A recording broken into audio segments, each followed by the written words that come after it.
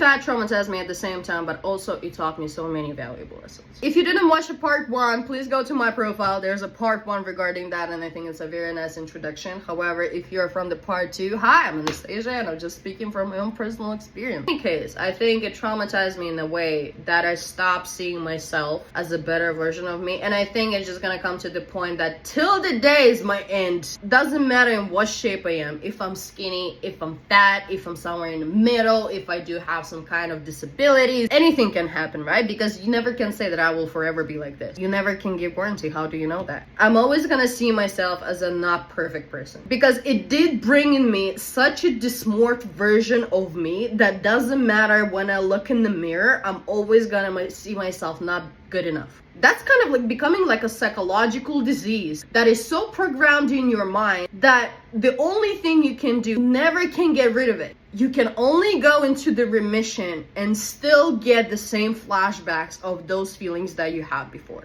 And I'm always going to be evaluating my body, and I think body is always going to be something really wired in my brain as a kind of number 1 priority, that I just need to look a certain way.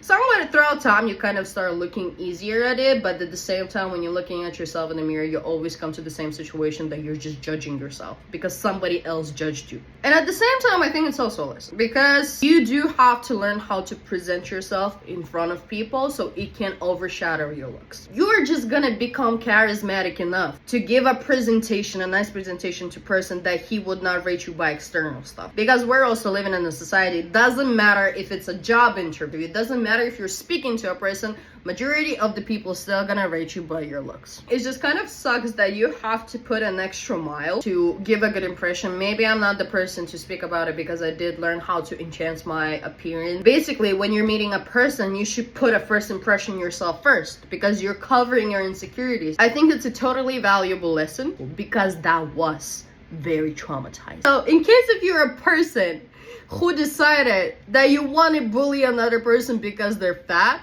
I'm gonna tell you that you're such a fucking piece of shit. The amount of pain that that person that you're bullying has to go through is insane.